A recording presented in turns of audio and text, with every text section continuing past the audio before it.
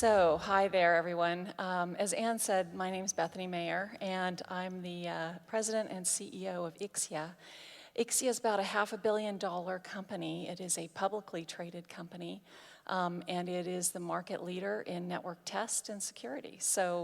I've had a journey through my life to get from where I started to here.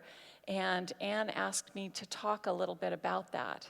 And we were talking about, the breaking the glass ceiling and how that's been a topic of conversation for many, many years. And we actually came to the conclusion in our discussion that it really isn't a glass ceiling, that it's more like a glass maze, actually. That it is a maze that you have to go through in your journey in life to lead you where you want to go.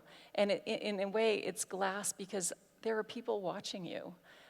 There are people coming after you, your children, your colleagues, people who work for you, and there are people who came before you, your parents, your mom, some of the wonderful women in history who helped us and get to where we are now. And so to some degree, it's basically trying to navigate through a maze or a glass maze. And so what I thought I would do is talk a little bit about that journey for me, and also just to give you some thoughts about that and some things that actually helped me as I progressed through my career to perhaps help you in your journey. So just first, a little bit about me. I'm 53 years old. And I was born in Selma, Alabama, which not very many people are born in, but basically in the Deep South. My father was in the military, so I was raised in a military family and moved around most of my life as a child. And that might actually have helped me a bit because it helped me be a little bit adaptable to different circumstances. I'm married. I'm a mom. I have a total of 5 children. 2 of whom are my natural children. I also have 3 stepchildren, and we all have lived together for many years. I also am a grandmother, and I have 2 grandchildren and 1 on the way, which I'm very excited about. I received my BS in 1983, and I actually went back to get my MBA before I was 50. That was a goal I wanted to hit, was get my MBA before I turned 50 years old. And I did that in 2011. I completed it in 2011. And basically through an online program through the Cal State University system within California. I've been 32 years in technology in the industry, and I will tell you that that was not my plan originally. My plan was to be an attorney. And I actually was thinking my grand plan was to be the first woman on the Supreme Court, but Sandra Day O'Connor beat me out, so that didn't work out. But I ended up taking a job at Lockheed, which was a company in the Bay Area, and actually went into technology as a result. And I've spent my entire career in technology. And I have to tell you, it has been an exciting career, a very interesting career that I am very, very thankful for. I consider myself a child of the Valley. And what I mean by that is that I've had some really interesting jobs in some amazing companies. In addition to Lockheed, I've worked for Apple Computer in the early days on the original portables, what are now we call laptops. I worked for Cisco Systems in the early days when it was first emerging as a company, and my parents thought that I worked for a food company because there is a company named Cisco, and it happens to be a food company, but it didn't turn out to be that. I did 3 startups, 2 of which were bought and did well, 1 which tanked. And then I went on to executive careers in both smaller public companies and also in very large public companies. I ran a very large division at HP, a $2.5 billion networking business at HP, the 2nd largest networking business in the world, and then into Ixia as the CEO and the president of Ixia. What I do know is, and I haven't done a thorough analysis, but I tried to figure out how many women CEOs there are of publicly traded technology companies, and I couldn't count more than 10. So there aren't a lot of us. And I hope that there will be more because there are a lot of women that I've met through my career, and as I talk to many of you, that are really coming up through technology, and there's a lot of opportunity to be had. So I hope to see a lot more women running technology companies as we go forward. You know, I'm a pretty normal person. I bike. I'm a very big cyclist, and I know here in Ireland it's a wonderful cycling community, so great place to do it. So let me just talk about my 15 ideas for you. I have 15 minutes, so I'll try to stay within my 15 minutes, and I'm already late. So first, careers are very long. You may think early in your career that you have to get somewhere immediately and that you have to do everything all at once. And the answer is that really isn't true, that there is a season for everything. I have kids. I'm a mom. I was able to stay at home for a couple of years in my career and work part-time at some points in my career, and I still progressed in my life and my career. So just want you to know that there's time for all things. When my kids went off to college, my next choice was I want to throw myself into my job. I love working. I want to travel a lot. And I ended up moving into some very senior roles, running some very large organizations. So you don't have to do everything at once. It comes over time. Sometimes you need to go sideways to go forward. I've seen a lot of young people who have a very specific plan for their career. And as much as that's a great thing, good for you, it doesn't always work out that way. And oftentimes, the best thing to do when you're moving through your career is to be open and curious, and to be okay with looking at opportunities that may not exactly fit what you think you're going to do next, because they will give you some well-roundedness and some possible new opportunities that can lead to some new things. You have to decide where you're going in your career. That's actually hard. Oftentimes we feel like someone else needs to help us make those decisions, and that there's someone smarter who can. And the answer is nope, it's you. It's not your mom, it's not your husband, it's not your friends who may think they know what you need to do, it's you. And that's where you've got to go to when you make those decisions about, am I going to take this next job, or am I going to stay where I am doing what I'm doing? The other piece is, don't let others define you. They don't know what you're capable of. I have sat in so many meetings, I cannot tell you how many, where when I entered the meeting, it was full of men and me. And most of the time, they often thought I was a secretary or an admin, or basically someone who didn't have anything to say. And over the course of the meeting, they generally figured out that wasn't true. And I just have to tell you that other people just don't know what you can and cannot do. And don't listen to them. You need to do what you know you can do. So don't let others define you. They don't know what you're capable of. This is an important one. Sponsors are different from mentors. You hear a lot about mentors, and mentors are wonderful. Mentors are good guides. They give you good advice. They're usually warm and fuzzy. They're oftentimes your friends. That's different from a sponsor. A sponsor is someone in a company who will put their neck out for you and help you get a job or offer you one. And sometimes these sponsors come in very unlikely forms.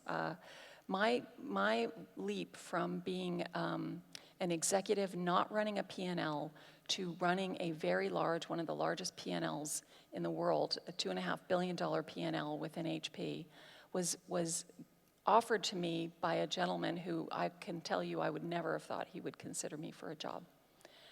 But because he believed in me and he saw something in me that he thought was very strong, he put me in that role. He was very unlikely, and yet he was my sponsor. Following others may not get you where you want to go, and oh, by the way, sometimes they can leave you behind there. I don't know if you've ever followed someone to a job. I almost did, and I'm thankful that I didn't, because he moved on immediately 6 months after he offered me one. So it's really important that you do not follow others. You need to do what's right for you. And by the way, those who you follow will do what's right for them. They may leave. So you want to go to a place where you want to be, not necessarily where someone else wants you to be. Nobody owes you anything. Everything you get, you'll have to earn. That's just the way it is. You know, diversity programs are great. And I love bringing diverse people into my organization, working with across a wide range of diversity. It's important to me personally. But that doesn't mean I owe anyone anything. I choose the best person for the job, and I expect people to choose the best person for a job when I'm chosen. So just be clear, it's not handed. You've got to earn it. And you have to perform.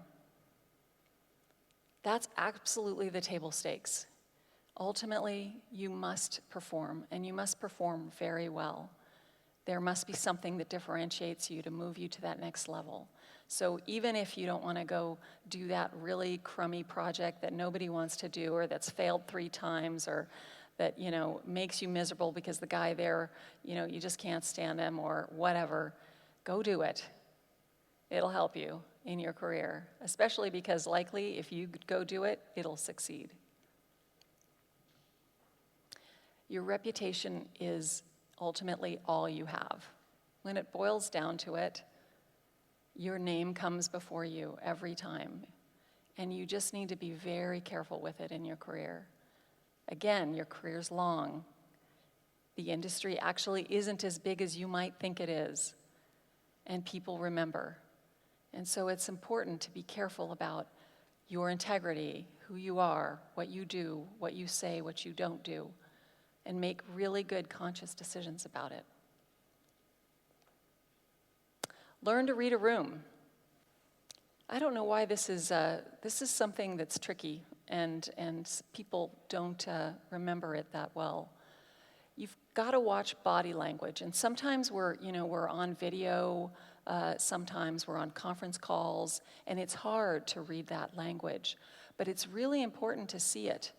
It's really important to know, because it can make a difference between whether you're going to make a point, whether you're going to get your project bought off, or whether you're not, whether people won't listen to you.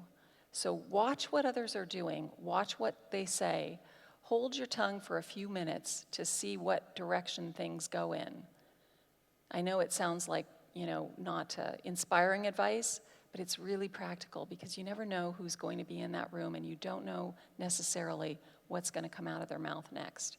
So learn to read a room. It'll help you navigate, especially in large companies, when you're in very large venues. Listen more than you speak. It'll help you. I actually am one of those people that wait to talk, and I do it because oftentimes I get a sense of what's going on with the other individual and what really is the issue. And oftentimes, especially with customers, they don't want someone talking at them. They want someone to listen. I spend a lot of time with customers. I was with customers for the last 3 days, and I can tell you, me droning on and on isn't exactly all that interesting to them. So listen more than you speak. You'll learn a lot more, and it'll help you really understand what's going on. And besides, your mouth won't get as tired. How you leave a company is as important as how you get there. So leave it gracefully. Yeah, that's hard, huh? I know. Sometimes you just really want to tell them the truth, right? And I hear you. But I'll go back to, remember the thing I said about the industry being small? If you really don't like it, just leave. It's okay. You don't need to do a rant on the web, or write something special to that HR person you think you know and can trust. Just leave. Just do yourself a favor and leave. And learn from failure and apply it. Okay, so I'm a CEO, right? You think, wow, well, to get to a CEO and run a public company, she couldn't have ever failed. Oh, yes, I did. We failed miserably. I was in a company that fell off a cliff, and I was part of it.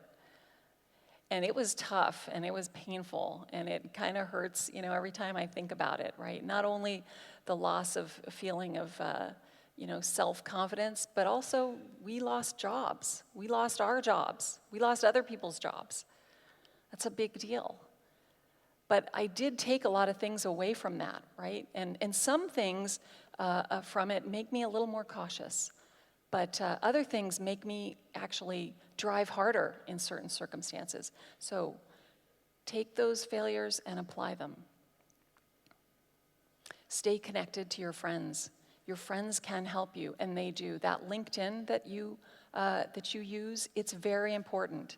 Try not to put pictures of your dog as your, face page and that kind of. You can do that with Facebook, right? Use a nice professional picture. Talk about the experiences that you've had. Connect with others. It's just really important. It will help you through your career. People that you will get a job from, likely you may not know actually very closely, but they know you. So stay connected. And be authentic. That's a hard one. Sometimes I try really hard to sort of, I've seen someone, behave this way. Wow, that's cool. I wish I could do that. I wish I could, be that instead of my soft-spoken, sort of, as my mother calls it, mumbly self, I wish I could be really bold and loud, and that's just not who I am. I'm who I am. So be authentic. But you know what? Other piece I would say is be respectful and be a little bit nicer. It doesn't hurt anybody, and it doesn't mean you won't get ahead. You don't have to be disrespectful to be successful. So that's all I have for you. Thank you for your time. I hope those were words that might help you in the things that you do, and help you navigate the glass maze. Thanks.